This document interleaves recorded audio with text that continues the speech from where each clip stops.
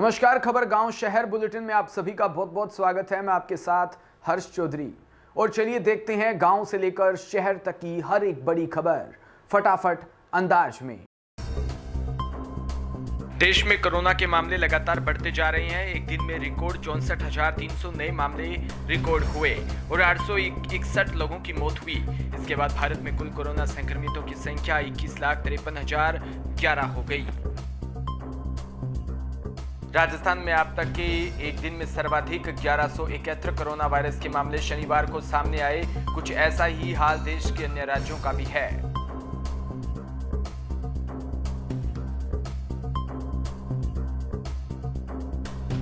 मध्य प्रदेश में पिछले 24 घंटे के दौरान कोरोना वायरस के 859 नए मामले सामने आए। देश की राजधानी दिल्ली में भी कोरोना के 1400 से ज्यादा नए मामले सामने आए।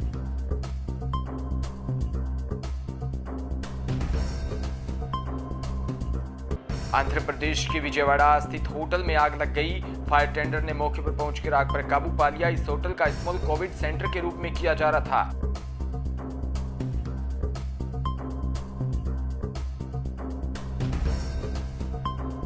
होटल के अंदर फंसे अन्य लोगों को भी सुरक्षित बाहर निकाला गया, जबकि 9 लोगों की मौत हो गई। यह हादसा होटल स्वर्ण पैलेस में हुआ।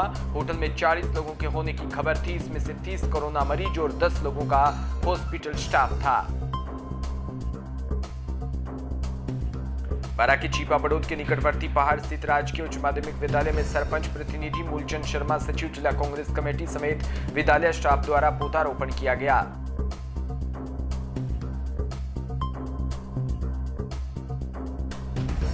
इस दौरान विभिन्न प्रजातियों के 51 पौधे लगाए गए। सभी पौधों को जिम्मेदारी से नियमित देखरेख करने की भी शपथ ली।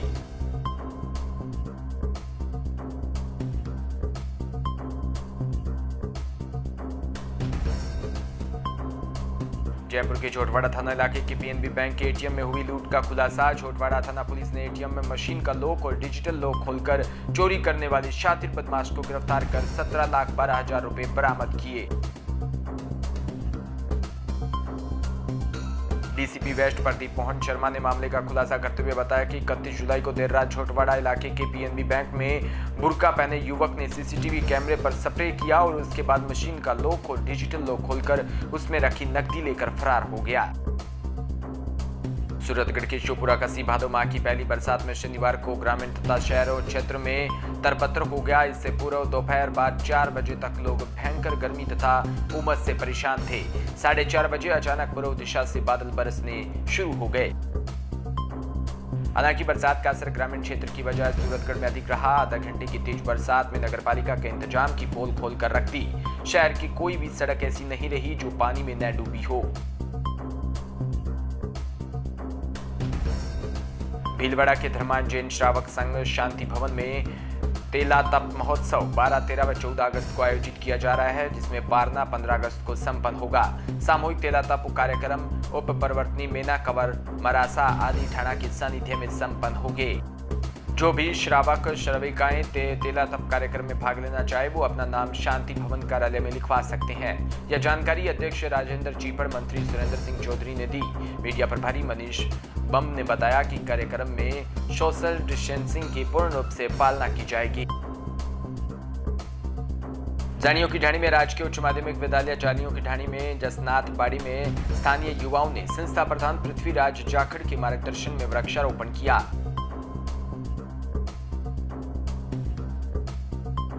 इस दौरान वर्तमान में दिनों दिन प्रदूषित हो रहे वातावरण को स्वच्छ बनाने में पेड़ों के महत्व पर सभी ने विचार विमर्श करते हुए अधिक से अधिक पौधे लगाने व उनके संरक्षण करने की जिम्मेदारी सभी को दी।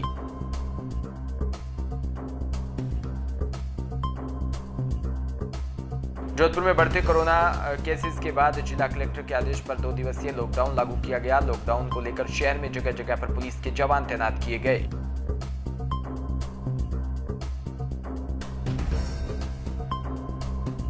जहां पुलिस के जवान जरूरी कार्य होने या जिन लोगों को गाइडलाइंस में छूट दी गई उसके अलावा घूमने वालों के खिलाफ जांच के बाद कार्रवाई की जा रही है। वहीं दूध, मेडिकल और स्टाफ को छोड़कर सभी प्रतिष्ठान भी बंद रखे गए। रक्षा मंत्री राजनाथ सिंह रविवार को बड़ी घोषणा की। उन्होंने ऐलान किया कि रक्षा मंत्रालय अब आत्मनिर्भर भारत की राह अपनाएगा।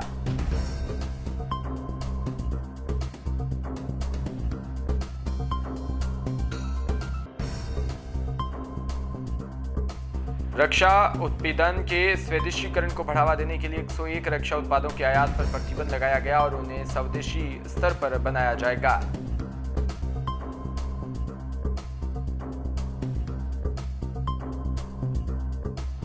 रक्षा मंत्री राजनाथ सिंह ने अपने ट्विटर अकाउंट पर इस फैसले की घोषणा करते हुए कहा कि प्रधानमंत्री नरेंद्र मोदी ने 5 स्तंभ अर्थव्यवस्था, इंफ्रास्ट्रक्चर, प्रणाली, जनसांख्यिकी और मांग के आधार पर आत्मनिर्भर भारत का आह्वान किया है। साथ ही इसी के लिए विशेष आर्थिक पैकेज को भी घोषणा की है। राजनाथ सिंह ने कहा कि सामान के संकेत लेते हुए रक्षा मंत्रालय ने 101 वस्तुओं की सूची तैयार की है जिसका निर्यात पर प्रतिबंध लगाया जाएगा। राजस्थान में मचे सियासी संग्राम के बीच सचिन पायलट खेमे के विधायक वेद प्रकाश सोलंकी ने एक वीडियो जारी कर कहा कि हम हर हालत में सचिन पायलट के साथ है।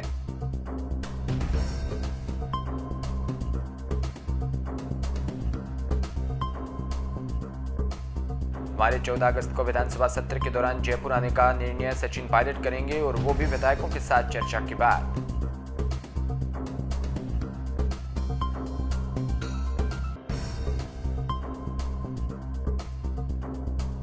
सोलंकी ने यह भी कहा कि अशोक गहलोत और सचिन पायलट के अलावा किसी तीसरे व्यक्ति को मुख्यमंत्री बनाने को लेकर हमने कोई विकल्प नहीं दिया।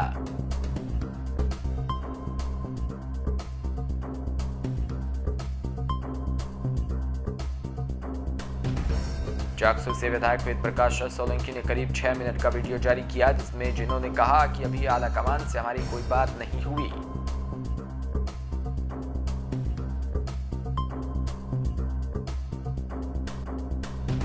कवाई कस्बे के सालपुरा क्षेत्र के स्थित पीडब्ल्यूडी विभाग में ऑफिस में हालात अधिकारी बिना दयनीय अवस्था में हो रहे हैं। लोगों ने ऑफिस परिसर के बाहर अतिक्रमण कर दुकानें शुरू की हुई है तो वहीं मुख्य गेट स्थित चौतरफा गंदगी के ढेर लगे पड़े हैं। प्राप्त जानकारी अनुसार सार्वजनिक निर्माण विभाग द्वारा करीब 4 दशक वर्ष पहले कनिष्ठ अभियंता कार्यालय के लिए भवन का निर्माण करवाया था जो वर्ष 2012 में सहायक अभियंता की पोस्ट स्वीकृत होने के बाद सहायक अभियंता कार्यालय के लिए काम में लेना था।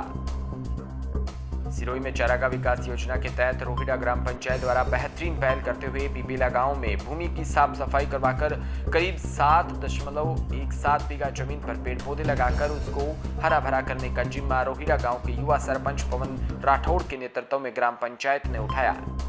पर्यावरण को प्रदूषित रहित बनाने में यह पहल संजीवनी बूटी साबित होगी। सरपंच राठौड़ ने बताया कि इस प्रथम चरण में इस भूमि पर विभिन्न प्रकार के 800 पौधे लगाएंगे। साथ ही रोहिड़ा ग्राम पंचायत की यह पहल अन्य ग्राम पंचायतों के लिए भी एक प्रेरणा का कार्य करेगी। दिनों दिन पेड़ पौधों की घटती संख्या गंभीर चिंता का विषय है। इसे ऐसे में बेहद जरूरी हो जाता है कि अधिक से अधिक संख्या में वृक्षारोपण किया जाए ताकि सभी जीवों को शुद्ध प्राणवायु मिले व वातावरण भी प्रदूषित रहित रहे। फिलहाल इस बुलेटिन में इतना ही और तमाम खबरों के लिए आप बने रहिए हमारे साथ। नमस्कार।